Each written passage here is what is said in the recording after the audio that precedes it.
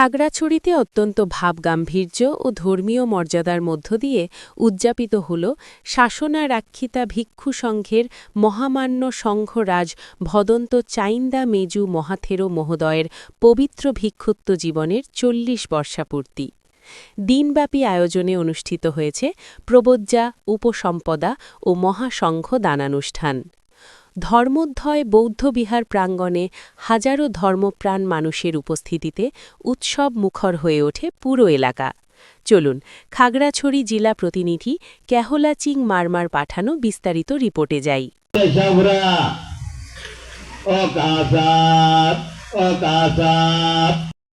খাগড়াছড়ির ভাইবোনছড়া ম্রাচানায় পাড়া ধর্মোদ্ধয় বৌদ্ধবিহারে সকাল থেকেই ভিড় করতে শুরু করেন হাজারো শ্রদ্ধালু বৌদ্ধ অনুসারী।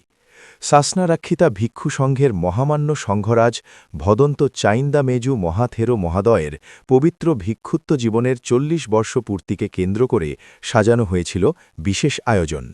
প্রথমেই বের হয় ধর্মীয় শোভাযাত্রা।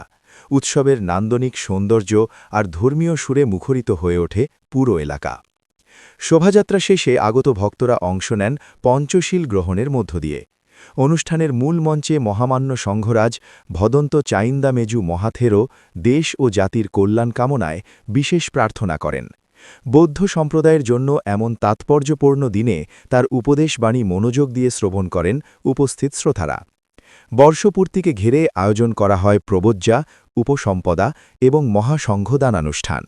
শিশু কিশোরসহ বিভিন্ন বয়সী ভক্ত ও দাতাগণ মহাসংঘ দানে অংশ নেন। বৌদ্ধ শাস্ত্রমতে মহাসংঘ দানের মধ্য দিয়েই পুণ্যার্থীরা নিজেদের জীবনে শান্তি ও মঙ্গল কামনা করেন। বিহার কমিটির সভাপতি মনু মারমা জানান, সংঘরাজের ৪০ বছরের ভিক্ষুত্ব জীবন বৌদ্ধ সমাজের জন্য অনুপ্রেরণার। ক্যাসিং মারমা ও থৈহলাপ্রু মারমা বলেন, এ অনুষ্ঠান শুধু ধর্মীয় নয়, বরং পাহাড়ি সাম্প্রদায়িক সম্প্রীতির এক উজ্জ্বল উদাহরণ। দিনব্যাপী এ আয়োজনে অংশ নেন শিশু কিশোর, নারী পুরুষসহ সব বয়সী মানুষ। শান্তিপূর্ণ পরিবেশে এক অনন্য মিলন মেলা গড়ে ওঠে ধর্মোদ্ধয় বৌদ্ধবিহারকে ঘিরে। ভান্তে চাইন্দা মেজু মহাথেরোর ৪০ বর্ষ পূর্তিকে ঘিরে আয়োজিত এই অনুষ্ঠানে একদিকে যেমন ছিল আধ্যাত্মিক ভাবগাম্ভীর্য, অন্যদিকে ছিল উৎসবের রং। খাগড়াছড়ির মানুষের কাছে এটি একটি স্মরণীয় দিন হয়ে থাকবে দীর্ঘদিন।